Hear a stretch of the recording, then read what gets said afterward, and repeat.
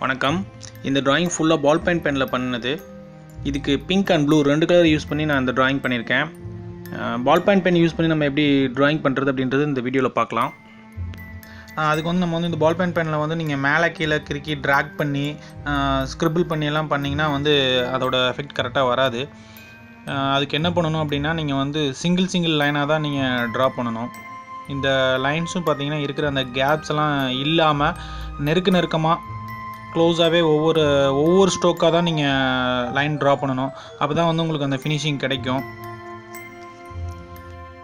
பெனில் shade பண்ணுறது கொஞ்சம் கஷ்டம்தான், ஆனால் பண்ண முடியாமல் இல்லை. அது நீங்கள் ப்ராக்டிஸ் பண்ணிங்கன்னா உங்களுக்கு அது ஈஸியாக தான் இருக்கும். நீங்கள் இந்த மெத்தடில் நீங்கள் ட்ராயிங் பண்ணியிருக்கீங்க அப்படின்னா ஓகே. நீங்கள் பண்ணதே இல்லை, அப்படி தான் ஃபஸ்ட் டைம் ஸ்டார்ட் பண்ணுறேன் அப்படின்னா நீங்கள் வந்து பென்சிலில் ஃபஸ்ட்டு ட்ரை பண்ணி பாருங்கள். பென்சிலில் ட்ரை பண்ணிட்டு அப்புறம் நீங்கள் பெனில் ஷேட் பண்ணுங்கள். இந்த பெனில் பண்ணுறதுக்கு ரொம்ப பொறுமை தேவை. ஏன்னா ஏதாவது தப்பாயிடுச்சுன்னா நீங்கள் வந்து எரேஸே பண்ண முடியாது. பெண்ணை பொறுத்த வரைக்கும் பால் பெனில்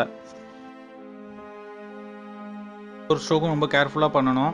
இது நீங்கள் எந்த பெனில் வேணாலும் பண்ணலாம். ஒவ்வொரு பெண்ணுக்கும் ஒவ்வொரு எஃபெக்ட் கிடைக்கும் உங்களுக்கு. இதில் பார்த்தீங்கன்னா வந்து ப்ரெஷர் ஜாஸ்தி கொடுக்கக்கூடாது. நம்ம ப்ரெஷர் ஜாஸ்தி கொடுத்தீங்க அப்படின்னா லைனாக கோடு விழுந்துடும். அதனால் வந்து கொஞ்சம் கவனமாக பண்ணணும். லைன்ஸ் வந்து மேலேருந்து கீழே தான் இழுக்கணுமா அப்படின்றதெல்லாம் இல்லை. நீங்கள் கீழேருந்து மேலே சைடில் எப்படி வேணாலும் நீங்கள் லைன்ஸை ட்ரா பண்ணலாம். ஆனால் வந்து நெருக்கமாக க்ளோஸாக நீங்கள் ஒவ்வொரு லைனாக அப்ளை பண்ணிட்டு வரணும்.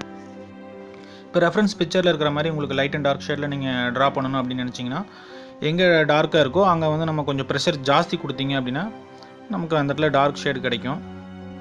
இன்னொன்று, இந்த மாதிரி பெனில் வந்து அதிகமாக ஸ்ட்ரோக் பண்ணிகிட்டே இருக்கும்போது வந்து இங்க் கொட்ட ஆரம்பிச்சிடும். அதை நம்ம என்ன பண்ணணும் அப்படின்னா பக்கத்தில் ஒரு டிஷ்யூ பேப்பர் வச்சுட்டு அடிக்கடி அதை தொடச்சிட்டு வைப் பண்ணிட்டு நீங்கள் யூஸ் பண்ணிங்கன்னா இன்னும் நல்லாயிருக்கும்.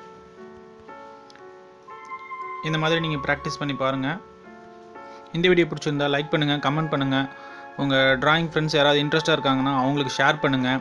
என்னுடைய அடுத்த டுட்டோரியல் வீடியோ வந்து மிஸ் பண்ணாமல் பார்க்குறக்கு சப்ஸ்கிரைப் பண்ணுங்கள். நன்றி, வணக்கம்.